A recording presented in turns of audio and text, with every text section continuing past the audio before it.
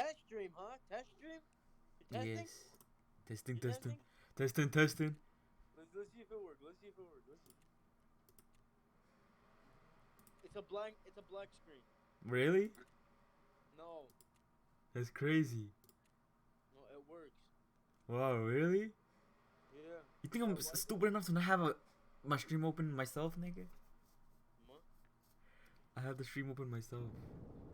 What was I gonna say? Well, why aren't you on full screen? Aren't you on fucking... I'm gonna be in full screen once the game loads. Who the fuck else is watching? I don't know. Alright, well, yeah, I just wanted to bother you. Alright, peace. Shut up. So when are we going tomorrow? Whenever you want, bro. Dude, I was thinking after third. get the fuck out of here. You're retarded. You're actually on crack. What? Then we go ball. The fourth minimum. Cause I have to go to Gallows. Okay. What ball? Well, how you actually want a ball? Sure. Say it right now. Say less. You want to? I don't know. Let's just say no, cause I always Say want yes. to, but then when it comes to it, I never actually. Alright, then I'll call Muhammad and we out. It's kind of boring when it's just two niggas. No, we can play Sterling Fat. First one to make you skinny gets $5 billion. Oh, alright, pokey, but.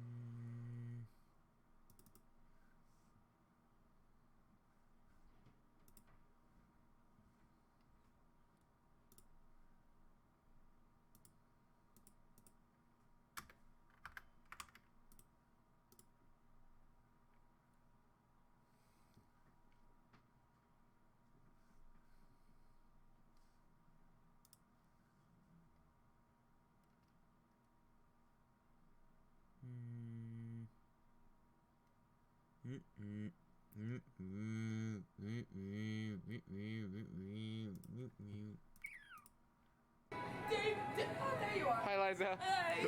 Guys, after that last clip, Liza and I got into a big fight about how corny we are. Just arguing about how many corny puns we make. It's very cringeworthy, right? Beat drop. It's a mango. It's okay. And go give me a bag. No more, Liza. Put it down. Alright, that's for today's vlog. Thanks for watching, Victoria. Make sure you like, subscribe, tweet me at David Dobrik. Anything else to add, Liza? Oh, Victoria's Secret?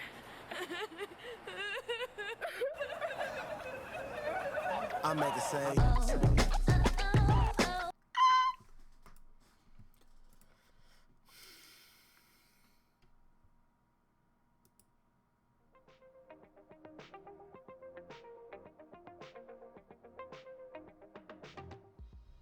Alright guys, a little bit of a different video for us today. It's Mike with Hardware Canucks, and the other day, Ibra and I, we noticed that something was available on Amazon and Newegg, and it happens to be this. And this is the ROG Bezel Freak kit. The last time we saw this was at CES 2018. and it's taken them about 2 years now to develop it to the point where it can become a retail product. Now what it promises to do is eliminate the visibility of bezels on triple monitor setups. And I know somebody that has a triple monitor setup, so I'm gonna head over there right now and see what Ebert has to say about it. But first, a message from our sponsor.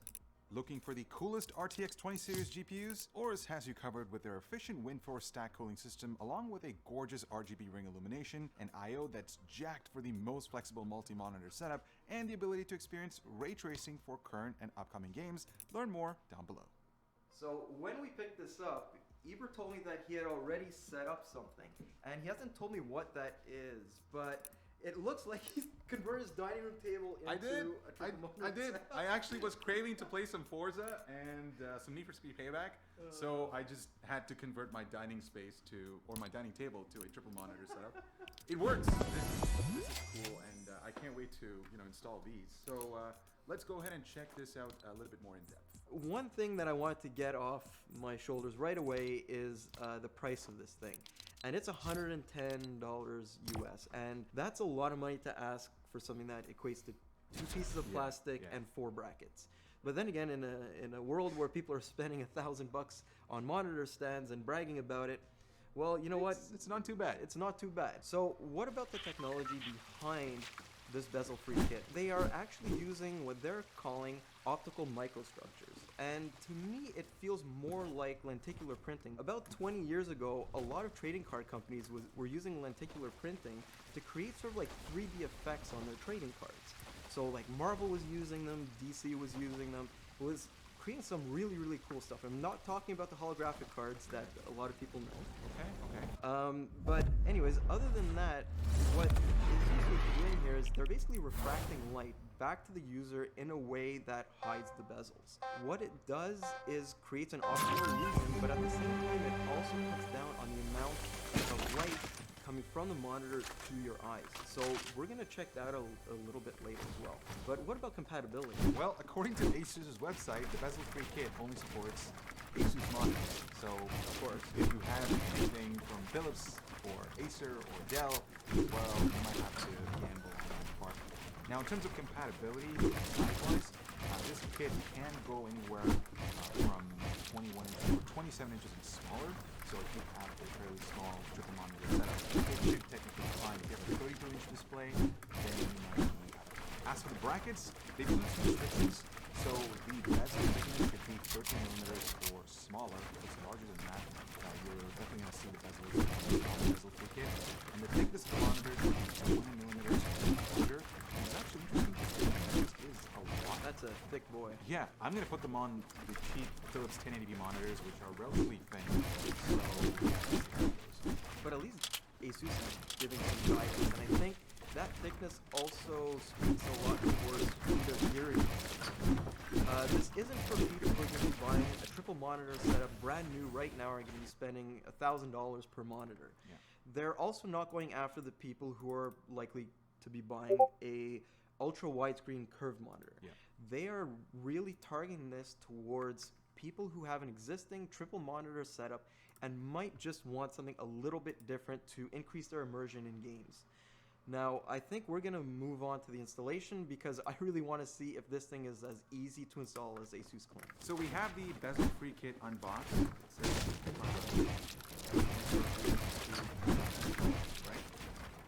Yeah, so I haven't actually looked at the instructions yet, but what this looks like is something pretty straightforward. We have 2 refractors, a left and a right, so they didn't send us 2 left, and top and bottom brackets for each of those, and out of the box also popped an angle correction tool. According to Asus, the only angles this supports is 130 degrees or 120 degrees. So this is the first thing that we're going to have to use, I'm guessing. But let's look at the instructions. Yes, we always use instructions here at Hardware Canucks because we have screwed up before. The first thing we have to use is that angle correction tool. So let's see how close we are to that. Oh, pretty much on point. There you go. Next item of business will be to install the lower bracket left. So I'm guessing this just slides onto here and make sure that's even on the bottom. So these 2 rubberized hooks are supposed to go onto the back of the monitor. Now, these Philips monitors are not exactly compatible with this kit, or at least technically not, but I'm hoping this actually We're gonna make it fits. work, guys. Oh yeah, we always make things work. We always make things work. All right, That's so how we it do. actually fits. So that will sort of go here and slide on top, technically. And it did. So what we're gonna do is we're gonna do some fine tuning. We're gonna install the other ones, and we will get back to you because that seems almost ridiculously easy. So see you on the other side.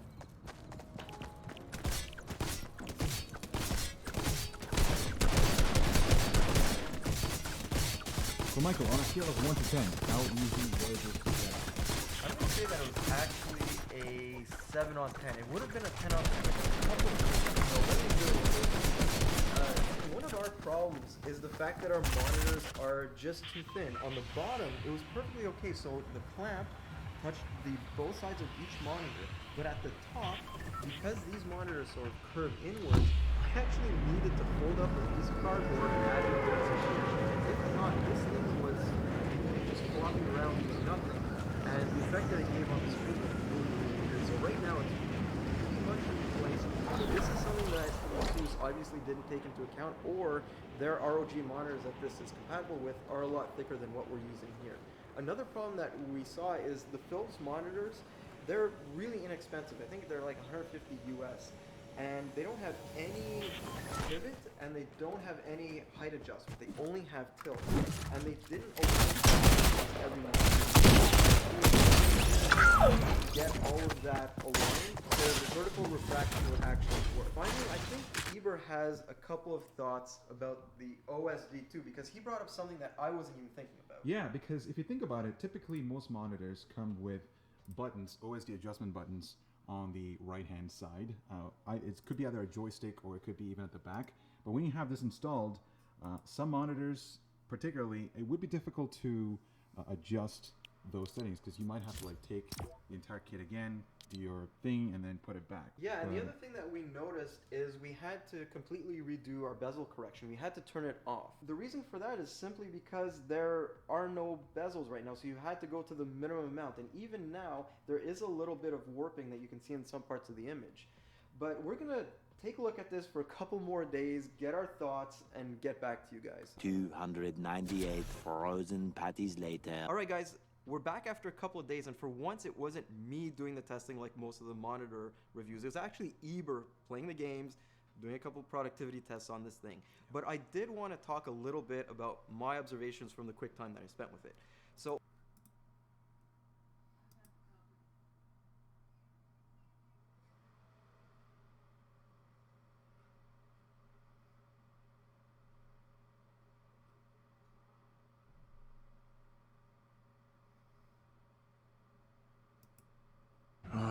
Stuck in the doghouse. I know what that's like. Results of our own actions, I guess. It'll work out for us, though. It always does. Time to clock in. I got it.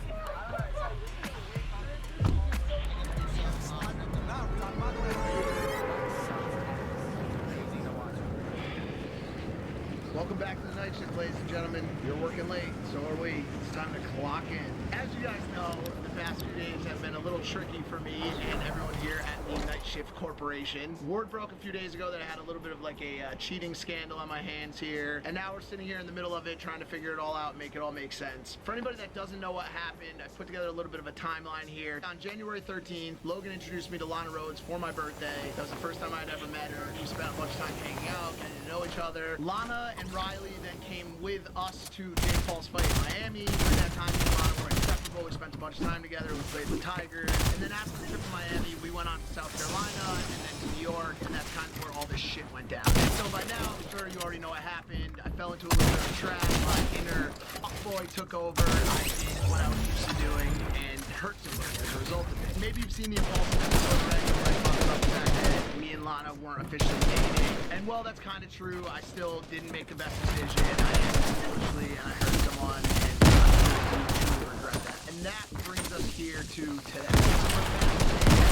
Keystone Drama Alert to Barstool Sports and everyone in between has talked about this cheating scandal, and it's been a fucking disaster. Thankfully, I've had the entire night.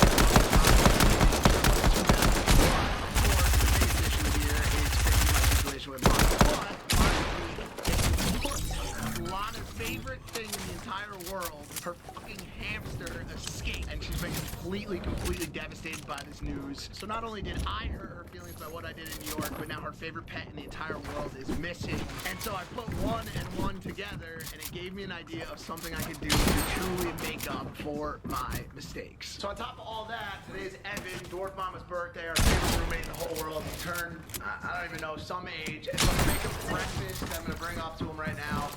Little bagel, a little bit of steak. Old Base is successful. Happy birthday to you. Happy birthday, man. Oh, sweet. I made you a steak. I made you a. What do you say? What do you think, bro? A lot of hard work on it. I'm not gonna lie. How old are you? I mean, I think so. Holy shit, what a sick name. I got a bit of an issue. I'm sure you've heard about what's going on in the past couple days. You're an idiot, Mike. The part you might not know about is the only thing in the entire world that Lana cares about more than mine and her relationship, of course, which I ruined, is her. Those three things relax. Is her hamster. I forgot what his name is. Oh shit. My assistant started working for her like a week ago, and I don't know if this is the case or not, but I'm pretty sure my assistant fucked up and her hamster escaped. And so not only did she get cheated on this week, but now she's missing her favorite pet in the entire world. Now I have to come help you with your problem. Sweet. Happy birthday to me.